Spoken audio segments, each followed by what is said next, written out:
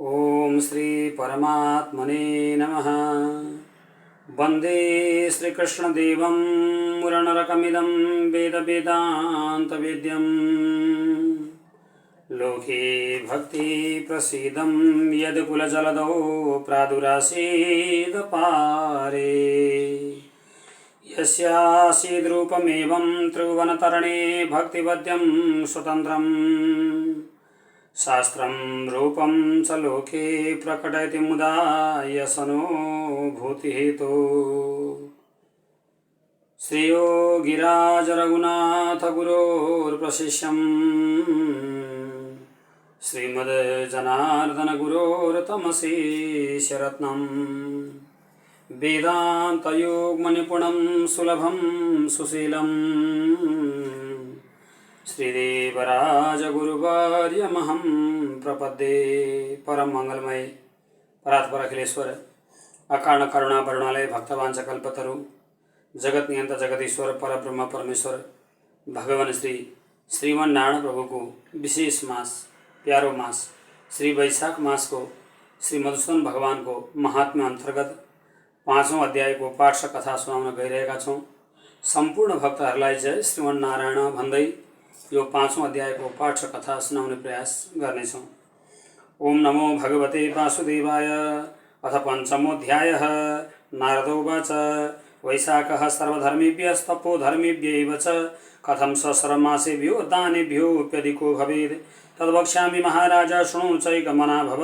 कल्पान्ते देवराट् विष्णु शेषशायी महाप्रभुः कोक्षे स्थलालोकसंघोऽयं ससेते प्लयार्णवे अनेको एकदां प्राप्त भूतिर्वियोगमायया निमेषा सवसाने तु श्रुतिर्भिर्बोधितस्तथा कोचिस्तजीवसङ्घानां रक्षां चक्रे दयानिधिः तत्कर्मः फलवा व्याप्ते सृज्यान् स्रष्टुं मनोदधि तस्य नाभिर्भूत्पद्मं सौवर्णं भुवनाश्रयं ब्राह्मणं जनयामास वैराजं पुरुषाभयं तस्मिन् ससृज भगवान् भुवनानि चतुर्दश भिन्नकर्माश्रय प्राणी सङ्घाश्च विधिविधान् बहून् त्रिगुणान् प्रकृतिं लोके मर्यादाश्चाधिपांस्तथा वर्णाश्रम विभागांश धर्मक्लिप्तिं च सोकरद वेदी चतुर्भिस्तन्मन्त्रैः संहिता स्मृतिभिस्तथा पुराणैरितिहासैश्च स्वज्ञानरूपै महेश्वरः ऋषीन् प्रवर्तकांश्चक्रे धर्मगुप्तै महाप्रभो ते प्रवर्तित धर्मास्तु वर्णाश्रम विभागशः प्रजास्त्रदिरे सर्वा स्वचितान् विष्णुतोषदान् तांस्तु प्रवर्तमानांस्तु स्वाश्रयान् द्रष्टुमीश्वरः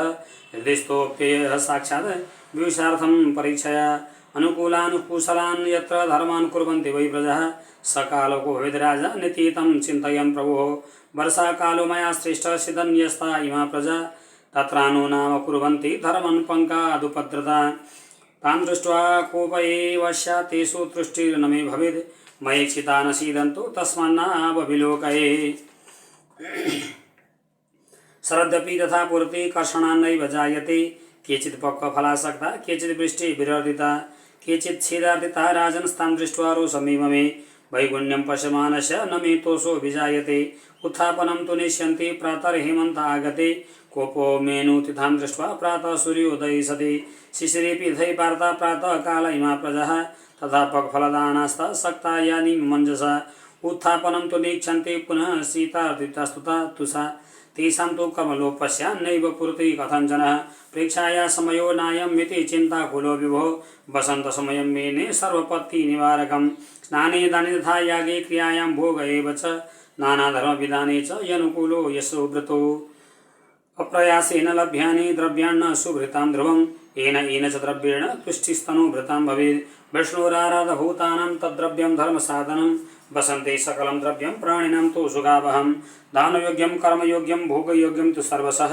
निर्धनानां तु पक्वादि विकलानां महात्मनां द्रव्याणि च सुलभ्यानि जलादीनि न संशय द्रव्यैरितैरात्मरहितं धर्मं कुर्वन्ति मत्प्रिया पत्रे पुष्पै फलैर्मूले शाकैश्चापि प्रयोक्तिभिः स्रगत्ताम्बुलैश्चन्दनानाद्यैः प्रातःप्रक्षालनादिभिः प्रशय्यादैरहं तेषां वरदोऽयमितिरयन् सञ्चिन्त्य भगवान् विष्णु प्रथस्ते रमया सह वनानि सर्वतः पश्यन् विकसत् कुसुमानि च हृष्टपुष्टजनाकर्णं मत्तालीदिजसेवितम् आश्रमाणां गृहाणां च वनग्रामनिवासिनां प्राङ्गणानि दिनैरम्याणि युथानानि स्थलानि च रमायै दर्शयन् विष्णुः सह देवै महेश्वरैः सिद्धचारण गन्धर्व किन्नरो रगराक्षसैः स्तूयमानो भ्यगादगादः गेहन् वर्णाश्रमा निवासिमान् मीनादि कर्कटान्तं वै तिष्ठन् यारमयासुरैः सार्धं प्रत्यक्ष पुरुषान् कृताकृत सपर्ययान् तत्र धरोतां पुंसान् ददातिष्ठान् मनोरथान् मत्तान्न सम्मते पुंसो हरत्यानुर्धनादिकं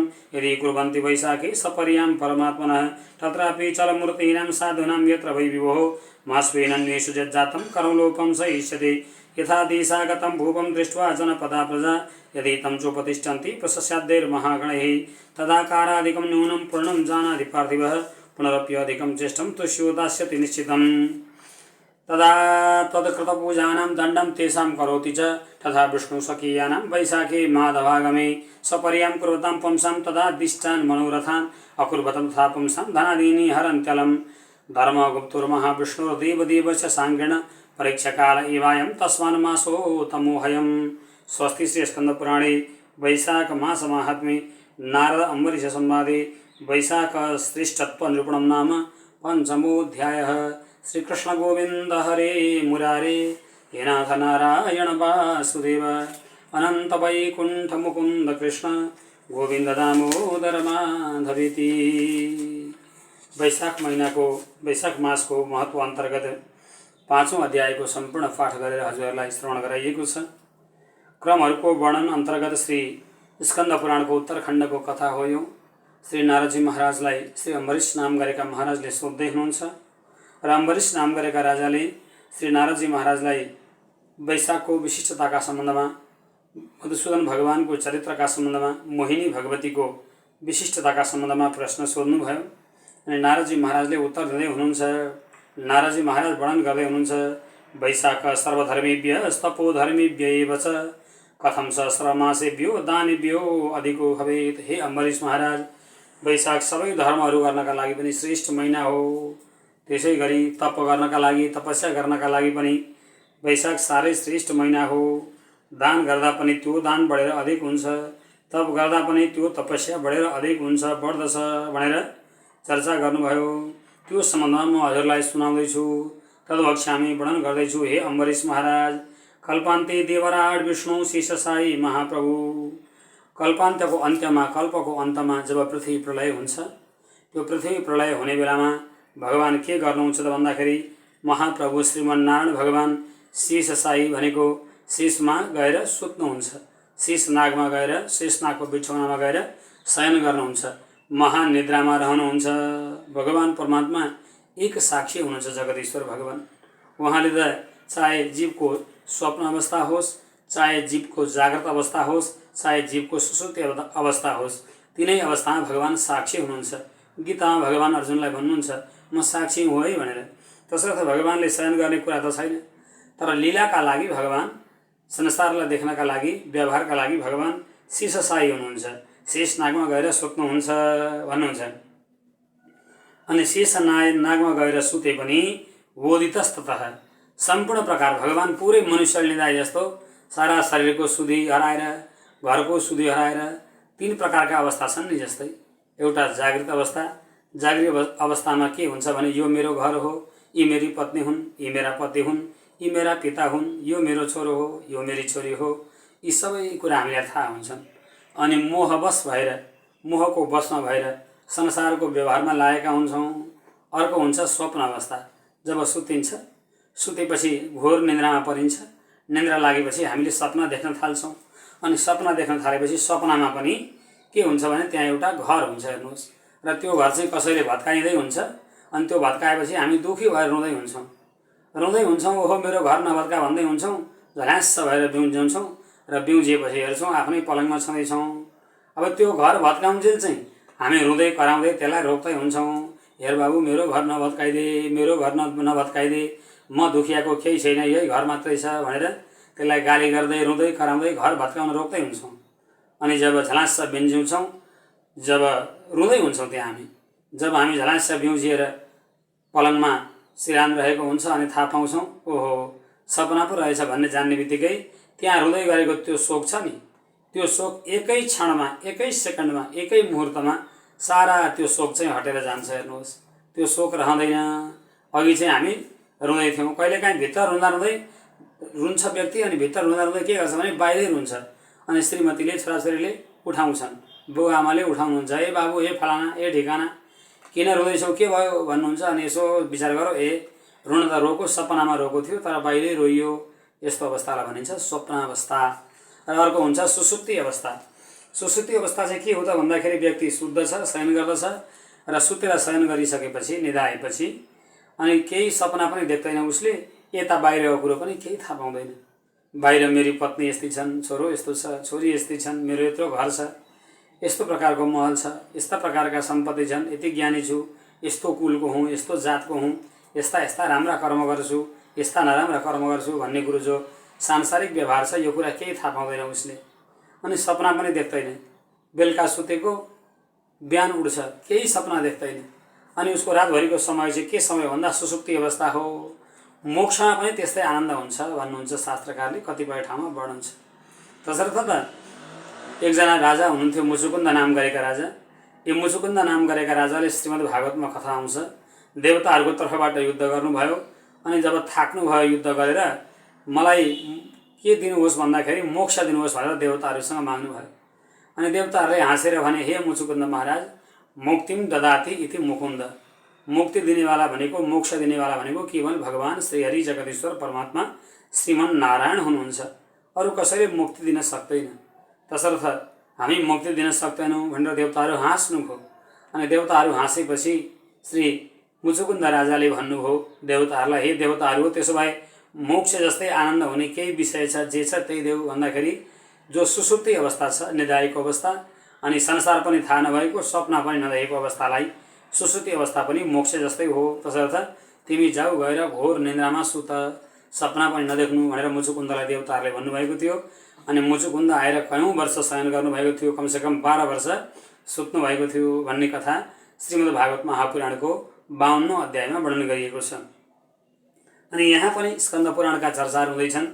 अनि यहाँ पनि वर्णन गर्नुहुन्छ सुसुप्ति अवस्थामा चाहिँ व्यक्तिले के प्राप्त गर्छ त भन्दा मोक्षको आनन्दलाई प्राप्त गर्दछ। तर त्यो समय चाहिँ स्वप्न अवस्थाको समयमा पनि उसले पत्ता लगायो, आफ्नो घर थियो उसको, स्वप्न अवस्थामा आफ्नै पत्नी थिइन्, छोराछोरी आफ्नै थिए उता सपनामा, अनि उठ्दा पनि छन्। यो पनि सपनै हो, संसारमा जो छ घर गृहस्थी आदि सुख दुःख जे भोग्दैछ व्यक्तिले त्यो पनि स्वप्नवत नै छ, सपना नै हो।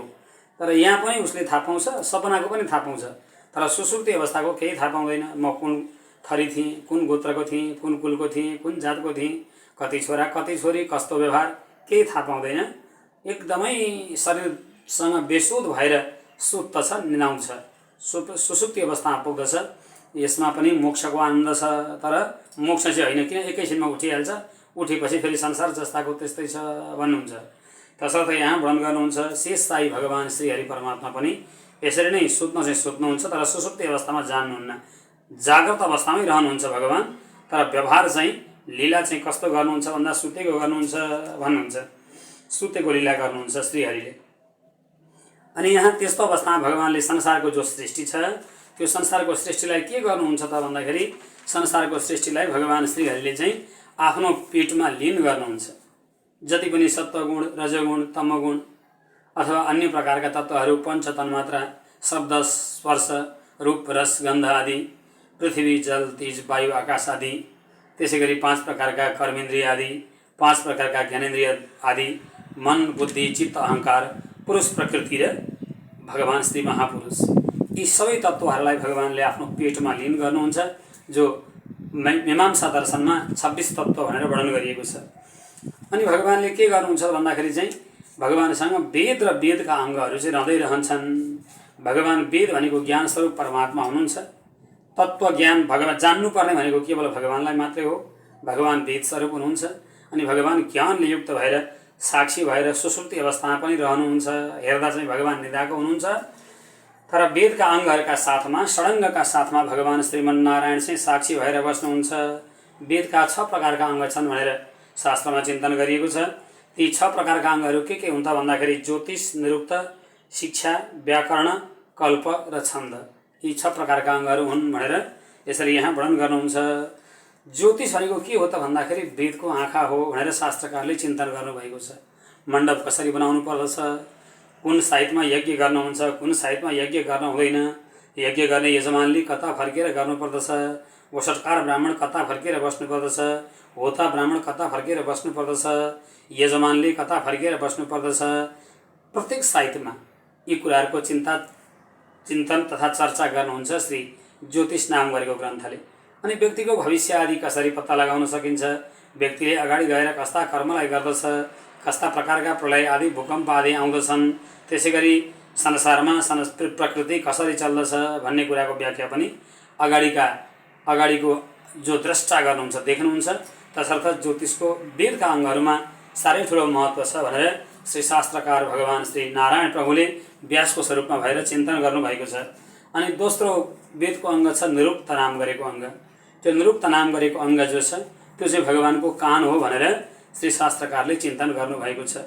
र निरुक्तलाई नै सम्पूर्ण श्रुतिको रूपमा, वेदका ऋचाहरूको रूपमा पनि, श्रुतिको रूपमा पनि वर्णन गरिएको छ। निरुक्त नाम गरेको जो ग्रन्थ छ त्यो निरुक्त नाम गरेको ग्रन्थ के हो त भन्दाखेरि सम्पूर्ण प्रकारका भाषाहरूको शुद्धि गर्ने काम पनि गर्दछ। निरुक्त नाम गरेको जो ग्रन्थ छ त्यो ग्रन्थले के गर्दछ त भन्दाखेरि हामीले बोलेका भाषाहरू छन् ती भाषाहरूको शुद्धि गर्ने काम पनि गर्दछ। प्राचीन कालमा के थियो भने पाणिनि व्याकरणको प्राकट्य हुनुभन्दा पछि अघिको कुरा हो यो। पाणिनि व्याकरण प्रकट भइसकेपछि महामुनि श्री पाणिनिले 14 सूत्र भगवान श्री शङ्करको डम्बरद्वारा प्राप्त गर्नुभयो। अनि ती 14 सूत्रकै आधारमा व्याकरण बनियो। त्यही वैयाकरणलाई 3 खण्डमा विभाजन गरेर लघु सिद्धान्त, मध्य सिद्धान्त र सिद्धान्त भनेर छुट्याइयो। अनि त्यही व्याकरणका आधारमा हाम्रो संस्कृत भाषाको शुद्धि गर्ने परम्पराको सुरुवात भयो। तर पाणिनीय व्याकरणको प्रचलनभन्दा अगाडि जो निरुक्त ग्रन्थ छ, जो निरुक्त शास्त्र छ, यही निरुक्त शास्त्रद्वारा नै के गरिन्थ्यो त भन्दाखेरि चाहिँ भाषाको शुद्धि गर्ने काम गरिन्थ्यो।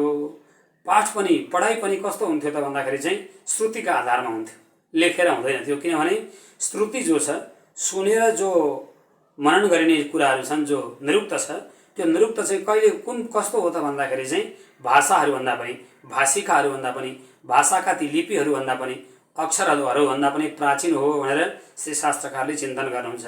तसर्थ वेद पढाउँदाखेरि प्राचीन कालमा जो वेदकाल छ, वेदकालमा कोही लेखेर पढाउने चलन थिएन, किन लिपि नै बनेको थिएन, केवल श्रुति मात्रै थियो। मेरा गुरुले मलाई भन्नुभएको, मैले मेरा शिष्यलाई भनेको, मेरा शिष्यले उसका शिष्यलाई दिएको, यस्तो प्रकृतिबाट वेद आउनुभएको थियो वेद भगवान।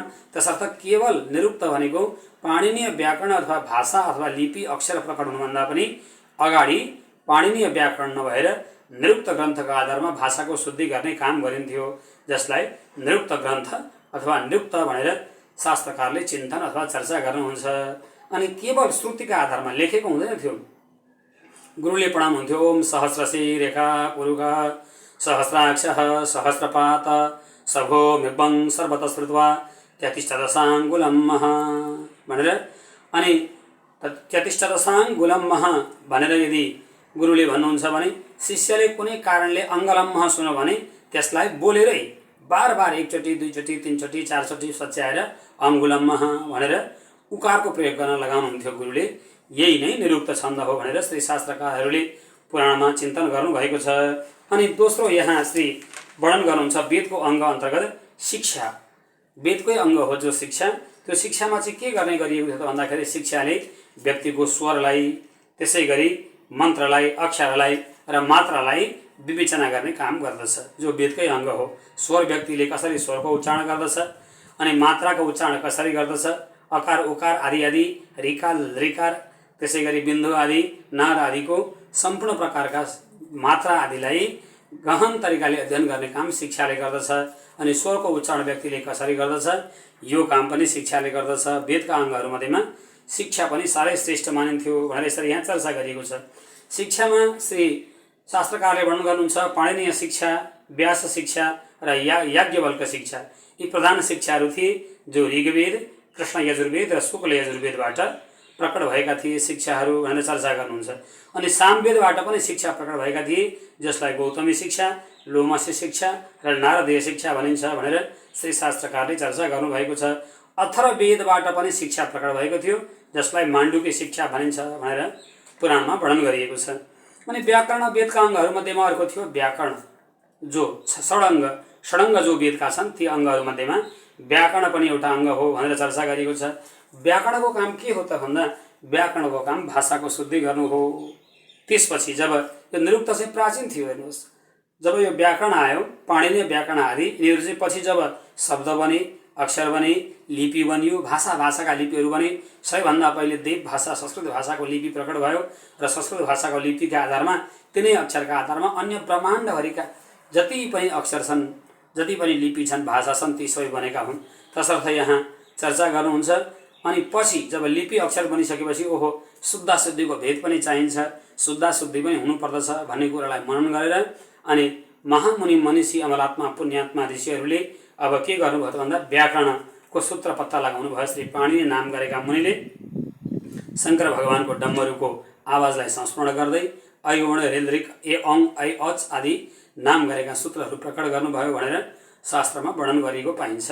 अनि यस्तो प्रकारले अब यहाँ जब व्याकरण जो छ वेदका अङ्गहरूमध्येमा, ती व्याकरणहरूमध्येमा केवल पाणिनीय व्याकरण मात्रै होइन, अन्य धेरै प्रकारका व्याकरणको चिन्तन गरिएको छ। सारस्वत व्याकरण, कामधेनु व्याकरण, हेमचन्द्र व्याकरण, प्राकृत व्याकरण, कलाप व्याकरण, मुग्धभेद व्याकरण आदि नाम गरेर व्याकरणको पनि नाम दिएको छ। त्यसै गरी वेदका अन्य अङ्गहरूमा के अङ्ग छ त भन्दा कल्प नाम गरेको अङ्ग छ भनेर शास्त्रकारले चर्चा गर्नुहुन्छ। कल्प जो अङ्ग छ त्यसमा केवल सम्पूर्ण कर्मकाण्डको प्रतिपादन गरिएको छ। कर्मकाण्ड कसरी गर्नुपर्दछ, पितृलाई तर्पण गर्ने विधि के हो, पितृलाई जलदान गर्ने विधि के हो, पूजा कसरी गर्नुपर्दछ, यज्ञ कसरी गर्नुपर्दछ, ब्राह्मणले कतिखेर भोजन गर्ने, कतिखेर स्नान गर्ने, कतिखेर सन्ध्योपासन गर्ने, कतिखेर भगवानको अर्चना गर्ने, कतिखेर हवन गर्ने, यी सबै कुराहरूको निर्णय गर्ने काम कल्पले गर्दछ भनेर श्री शास्त्रकारले चिन्तन गर्नुभएको छ। र अन्त्यमा वेदका 6 अङ्गहरूमध्येमा अन्तिम नम्बरको अङ्ग हो छन्द। र छन्दले के गर्दछ त भन्दाखेरि चाहिँ चाहे सामवेद होस्, गायन गर्नका लागि प्रयोग गरिने सामवेद होस्, चाहे अन्य वेदहरू हुन्, ती वेदहरूलाई कसरी पढ्नु पर्दछ त्यसको लय प्रकट गर्ने काम छन्दले गर्दछ। यो लयमा यो ग्रन्थलाई, यो विद्यालाई, यो शास्त्रलाई पढ्नु पर्दछ भन्ने काम नै छन्दको हो। र छन्दले के गर्दछ त भन्दाखेरि चाहिँ विभिन्न प्रकारले सबै प्रकारका शास्त्रलाई पढ्ने काम गर्दछ। जसै गरी सामवेदको गायन गर्ने काम पनि छन्दको नै हो भनेर यस्तै यहाँ चर्चा गर्नुहुन्छ।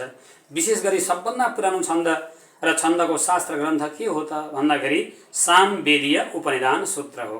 अनि यहाँ चर्चा गर्नुहुन्छ त्योदेखि बाहेक पिङ्गल नाग प्रोक्त छन्द सूत्र, वेङ्कट माधव छन्द उपक्रमण, जयदेव छन्द सूत्र, हला युद्ध वृत्ति, छन्द मञ्जरी, श्रुतबोध, छन्दो विचित आदि विभिन्न प्रकारका जो छन्दका सूत्रहरू छन्, शास्त्रहरू छन्, ग्रन्थहरू छन्, त्यसको आधारमा नै शास्त्रकारले यहाँ वर्णन गर्नुहुन्छ। यसरी छन्दको सम्बन्धमा कसरी पत्ता लगाउन सकिन्छ र कसरी गाउन सकिन्छ भनेर व्याख्या गरिएको थियो। अब यहाँ श्री वर्णन गर्नुहुन्छ वेदको सम्बन्धमा, वेदका अङ्गको सम्बन्धमा श्री नारदजी महाराजले सुनाउनु भएको हुनाले गर्दा मैले हजुरहरूलाई त्यसका अङ्गका, वेदका 6 अङ्गका पाटाका सम्बन्धमा पनि व्याख्या गरेर सुनाएँ। यहाँ भन्नुहुन्छ यस्तो प्रकारले भगवान श्रीमन्नारायण प्रभु सबैलाई नै चतुर्दश भुवनानि चतुर्दश, सबै प्रकारका भुवनलाई, अतल वितल सुतल तलातल आदिलाई, भूलोक स्वरलोक जनलोक महलोक आदिलाई 14 भुवनलाई पेटमा राखेर भगवान शयन गर्नुभएको हुन्छ शेषशय्यामा। अनि भगवानले त्यही पेटकोलाई संस्मरण गर्नुहुन्छ, पेटको ब्रह्माण्डलाई। श्रीमद् भागवतमा पनि कथा आउँछ, देवकी माताले भगवान श्री जगदीश्वर जेलभित्र भएका परमात्मा भगवान श्री वासुदेवलाई के प्रश्न सोध्नुभयो भने विभर्ति सोयम मम गर्भ गोभू भनेर सोध्नुभयो। हे भगवान, यत्रो अनन्त कोटि ब्रह्माण्डका अखिल कोटि ब्रह्माण्डलाई सृष्टि गर्ने हे परमात्मा, तपाईँ कसरी मेरो यो गर्भमा अटाउनु भयो भनेर सोध्नुभयो माताले। अनि यहाँ त्यही वर्णन गर्नुहुन्छ, भगवान श्रीहरिले सबै ब्रह्माण्डलाई पेटमा निल्नु भएको थियो, त्यही ब्रह्माण्डलाई प्रकट गर्नुहुन्छ भनेर चर्चा गर्नुहुन्छ। र जब भगवानले ब्रह्माण्डलाई प्रकट गर्नुहुन्छ र ब्रह्माण्डलाई भगवानले प्रकट गरिसकेपछि के भयो त भन्दाखेरि ज्ञान स्वरूपमा सबै प्रकारका ब्रह्माण्ड प्रकट हुन्छन्। र जब ब्रह्माण्ड प्रकट हुन्छ, ब्रह्माण्ड प्रकट भइसकेपछि 3 प्रकारका काल प्रकट हुन्छन्। अनि 3 प्रकारका कालमा भूतकाल, वर्तमान काल र भविष्यत काल। भूतकाल भनेको बितिसकेको समय, वर्तमान काल भनेको चल्दै गरेको समय र भविष्यत काल भनेको पछिबाट आउने समय। यो सबै नै भगवानले ब्रह्मालाई आज्ञा दिनुहुन्छ अनि ब्रह्माले प्रकट गर्नुहुन्छ। त्यस्तो अवस्थामा भगवान श्रीमन्नारायण प्रभु के गर्नुहुन्छ त भन्दाखेरि 4 प्रकारका वर्णलाई विभाजन गर्नुहुन्छ, ब्राह्मण वर्ण, क्षत्रिय वर्ण, वैश्य वर्ण र शूद्र वर्ण। अनि तिनीहरूलाई थरमा, जातमा, कर्ममा सबै प्रकारले विभाजन गर्नुहुन्छ। अनि जो जन्म लिने शरीर छन् ती शरीर पनि 5 प्रकारका हुन्छन्, स्वेदज, जलज, अण्डज आदि आदि, जो पछाडि हजुरहरूलाई चर्चा गरिनेछ सृष्टिको खण्डमा। अनि यहाँ वर्णन गर्नुहुन्छ यस्तो प्रकारले ती अब सबैलाई आफ्नो आफ्नो कामको प्रतिपादन गरिदिनुहुन्छ भगवानले। तिमीहरूको भिन्न मर्यादा भयो, भिन्न विभाग भयो, भिन्न वर्ण भयो र त्यही भिन्न वेदहरू भए, वेद पनि अलग अलग प्रकारका भए तिमीहरूका, र तिमीहरूले मैले भनेअनुसार नै कर्म गर्नु भनेर भन्नुहुन्छ।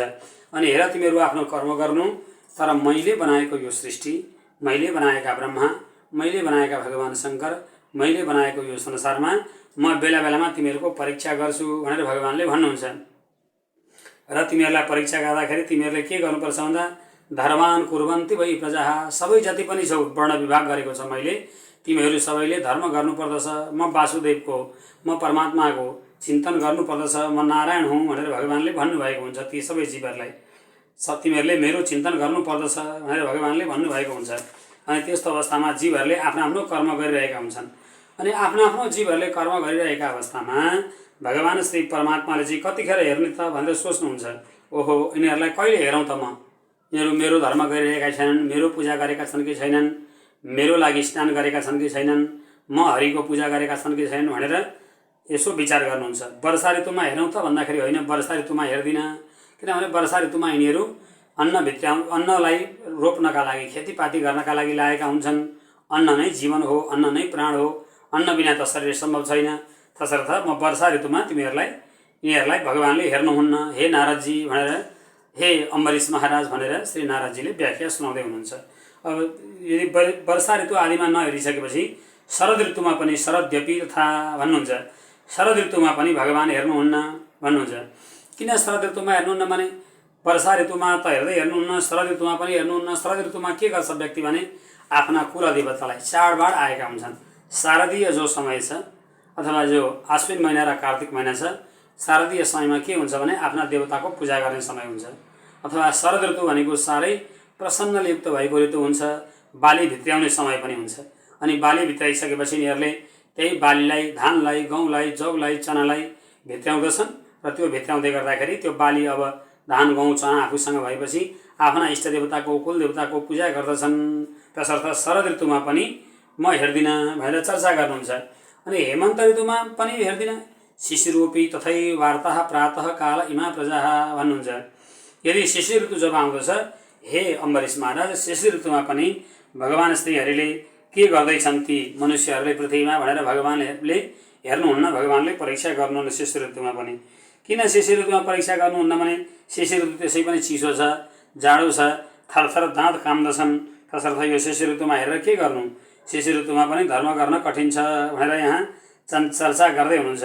शीता दीतास्तुता दुखिता, शीतले र चिसोले गर्दाखेरि, शीतले भनेको जाडोले गर्दाखेरि दुखिता भनेको दुखी भएको छ। त्यस्तो बेलामा व्यक्तिले के धर्म गर्दछ, के नारायणको चिन्तन गर्दछ, के मेरो भक्ति गर्दछ, के पूजा गर्दछ भन्ने सोच्नुहुन्छ भगवान्। र भगवान् श्रीहरि शिशिर ऋतुमा पनि त्यो व्यक्तितर्फ फर्केर हेर्नुहुन्न भन्नुहुन्छ। अनि कहिले हेर्नुहुन्छ त भन्दा वसन्ते सकलम द्रव्यम प्राणिनाम तो सुखावहम। वसन्त ऋतु जब आउँदछ, चैत्र महिना र वैशाख महिनालाई वसन्त ऋतु भनिन्छ। अनि चैत्र महिनामा पनि भगवान् हेर्नुहुन्न, वसन्त ऋतुको पनि आधी समय गइसकेपछि वैशाख महिनामा भगवान् पृथ्वीतर्फ फर्केर हेर्नुहुन्छ। ओहो, अब पृथ्वीमा मनुष्य साह्रै सुखी छ, न त गर्मी छ न जाडो छ, साह्रै आनन्दको समय छ। अहिले यस्तो वैशाख महिना चल्दैछ, वसन्त ऋतु चल्दैछ, त्यसमा पनि वैशाख महिना चल्दछ। अब यो चाहिँ धर्म साधनम, धर्म गर्नका लागि साह्रै कल्याणकारी वैशाख महिना छ। यस्तो बेलामा पनि मम आराधना भूतानाम, प्राणीहरूले मेरो आराधना गरेका छन् कि छैनन् भनेर भगवान् श्रीमन्नारायण प्रभुले पृथ्वीतर्फ हेर्नुहुन्छ। हे अम्बरीश महाराज, त्यो बेलामा चाहिँ दानयोग्यम, कर्मयोग्यम, भोगयोग्यम तु सर्वशः। त्यो वैशाख महिना कस्तो छ भने भगवान्ले हेर्दै हुनुहुन्छ। तसर्थ दान गर्न योग्य छ। वैशाख महिनामा दान गर्नलाई साह्रै योग्य छ। वैशाख महिना सबै प्रकारका कर्म गर्नलाई न ठन्डी छ न गर्मी छ, साह्रै योग्य छ। भोग्य योग्यम भनेको सबै प्रकारका सुख छन् वैशाख महिनामा। किन मधुमास भनिन्छ, मधुसूदन भगवानको महिना भनिन्छ, माधव महिना भनिन्छ। सारा बोट बिरुवा वृक्षहरू जति छन् सबै पाउलिएर नयाँ भएका छन्। अनि एकदमै शीतल हावा पवन चलेको छ, वायु चलेको छ, कुनै दुःख छैन, सबै आनन्दै आनन्द वैशाख महिनामा हुन्छ। तसर्थ वैशाख महिना साह्रै कल्याणकारी छ भन्नुहुन्छ। निर्धनानाम तु पङ्गवादी विकलानाम महात्मनाम, जस्तो सुकै निर्धन भए पनि, जो कोही अपाङ्ग भए पनि, शरीरले अङ्गहीन भएको भए पनि त्यो व्यक्तिले पनि मेरा लागि त कर्म गर्नुपर्दछ वैशाख महिनामा। यदि नारायण भगवानका लागि कर्म गर्नुपर्दछ हे अम्बरीश महाराज भनेर नारदजीले सुनाउनु भयो। यदि द्रव्याणी भनेको धन सम्पत्ति प्राप्त गर्दैन, धन सम्पत्ति छैन भने सुलभ्यानी जलादिनी न संशय, सुलभ भएको जो जल छ त्यो जल त दान गर्न सक्दछ, पानी पिलाउन त सक्दछ। तसर्थ वैशाख महिनामा यदि कसैले पानी पिलाउँदछ भने, व्यक्तिलाई जलको दान गर्दछ, पानीको दान गर्दछ भने त्यो पनि कल्याणकारी छ, न संशय, त्यसमा कुनै शङ्का छैन। यति कुरा विचार गर्नुपर्दछ। त्यसै गरी हे अम्बरीश महाराज, पत्रै पुष्पै फलेर मूलै शाकै चापी प्रयुक्तिभि, वैशाख महिनामा अरू केही नभए पनि पत्र भनेको पत्ता, पुष्प भनेको फल, त्यसै गरी फलै भनेको फुल, पुष्प भनेको फुल, फल भनेको फल, यी कुराहरू र जल भनेको पानी, यति कुरा त व्यक्तिले प्राप्त गर्न सक्दछ। यति कुरा लगेर भगवानलाई अर्पण गर्दछ या त वेद जान्ने भएको ब्राह्मण आदिलाई दान गर्दछ भने वास्तवमा त्यो व्यक्तिले आनन्दलाई र कल्याणलाई प्राप्त गर्दछ। भगवान साह्रै प्रसन्न हुनुहुन्छ, किनभने भगवान त्यहाँ हेर्दै हुनुहुन्छ। अनि त्यस्तो अवस्थामा भगवानले हेरिरहेको अवस्थामा यदि व्यक्तिले दान गर्दछ भने भगवानले त्यसलाई स्वीकार गर्नुहुन्छ। ओहो, यो त यस्तो भक्त हो, मैले नै आफैले देखेको, यो त यस्तो प्रकारको दान गर्दै थियो, यसरी मेरो मूल मन्त्रको जप गर्दै थियो, यसरी मेरा मन्त्रहरूको जप गर्दै थियो, भगवानले थाहा पाउनुहुन्छ। तसर्थ वैशाख महिनामा भगवानले हेर्ने भएको कारणले गर्दा भगवानले आँखा उगारेर पृथ्वीमा मनुष्य के गर्दैछन् भनेर मधुसूदन प्रभुले र भगवती श्री साक्षात् जगत जननी भगवती श्री मधुसूदन मोहिनी भगवतीले हेर्नुहुने भएको कारणले गर्दा हामीले हे अम्बरीश महाराज, धर्म कर्मलाई, दानलाई, जपलाई, तपलाई, योगलाई, व्रतलाई वैशाख महिनामा गर्नै पर्दछ भनेर यसरी यहाँ चर्चा गर्नुहुन्छ। यदि यस्तो प्रकारले अन्य प्रकारका सिद्धले, चारणले, गन्धर्वले, किन्नरले, राक्षसले, देवताले उहाँहरूले पनि प्रशंसा गरेको महिना भनेको वैशाख महिना हो।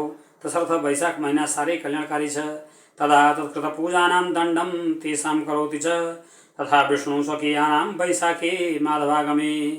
यदि यमराज चाहिँ अगाडिका वर्षहरूदेखि नै धेरै वर्षदेखि यो व्यक्ति मर्छ अनि यसलाई यमलोकमा लान्छु र खुब दण्ड दिन्छु भनेर सोचिरहेको छ र एउटा वर्षलाई पत्ता लगाएर एउटा कुनै वर्षमा वैशाख महिनामा व्यक्तिले जल दान गर्यो अनि पानीमा स्नान गर्यो भने वास्तवमा त्यति गर्ने बित्तिकै भगवान श्री हरि प्रसन्न हुनुहुन्छ। भगवान श्री वैशाख महिनामा यसले स्नान गर्यो अनि मेरो म मधुसूदनको पूजा गर्यो भन्ने कुरा भगवानले थाहा पाएपछि अनि माधव भगवान श्री हरि प्रसन्न भएर मधुसूदन भगवान प्रसन्न हुनुहुन्छ र त्यसलाई नरक जानबाट भगवानले रोक्नुहुन्छ। अघिदेखि यमराज चाहिँ हात कनाएर बसिरहेको थियो, अब यसलाई चाहिँ नरकमा ल्याउँछु भनेर त्यो यमराज छक्क पर्दछ। ओहो, यसलाई त विष्णुले नै अपनाउनु भयो, यसले के त्यस्तो ठुलो धर्म गरेछ भनेर यमराज पनि छक्क पर्दछ भनेर यसरी यहाँ चर्चा गर्नुहुन्छ। जो व्यक्ति वैशाख महिनामा स्नान गर्दछ, मधुसूदन भगवानको पूजा गर्दछ अनि विभिन्न प्रकारका दानहरूलाई गर्दछ, त्यो दान गर्नेवाला व्यक्तिलाई त साक्षात् विष्णुर भनेको, महाविष्णुर भनेको साक्षात् भगवान श्रीमन्नारायण धर्मको रक्षा गर्नका लागि र यो व्यक्तिको रक्षा गर्नका लागि भनेर श्राङ्गिण भनेको साङ्ग धनुष हातमा लिएर सारा पृथ्वीमा भ्रमण गर्नुहुन्छ। सारा पृथ्वी भगवान घुम्नुहुन्छ। मेरो कोही यस्तो भक्त छ जो वैशाख महिनामा स्नान गर्दछ, वैशाख महिनामा दान गर्दछ, वैशाख महिनामा मेरो जप गर्दछ, वैशाख महिनामा तपस्या गर्दछ, वैशाख महिनामा पूजा गर्दछ, वैशाख महिनामा पितृको तर्पण गर्दछ, वैशाख महिनामा तीर्थ जान्छ, वैशाख महिनामा धन आदिको दान गर्दछ, त्यस्तो व्यक्तिलाई त मै रक्षा गर्छु भनेर भगवान साङ्ग धनुष हातमा लिएर त्यो व्यक्तिको वरिपरि घुमिरहनुहुन्छ। हे अम्बरीश महाराज भनेर भगवान श्री हरि जगदीश्वर परमात्मा नारायण प्रभुले भगवती श्री लक्ष्मीजीलाई अनि भगवान श्री ब्रह्माले श्री नारदजी महाराजलाई र नारदजी महाराजले अम्बरीश नाम गरेका राजालाई र श्री सुतजी महाराजले सौनक आदि 88,000लाई सुनाएको जो वैशाख भगवान श्री मधुसूदन भगवानको चरित्र मासको महिमा श्री 5 अध्यायसम्मको कथा हजुरलाई यसरी वर्णन गरेर सुनाइयो। कायेन वाचा मनसेन्द्रियर्वा बुद्ध्यात्मना वा प्रकृति स्वभावात् करोमि यद्यत् सकलं परस्मै नारायणायेति समर्पयामः।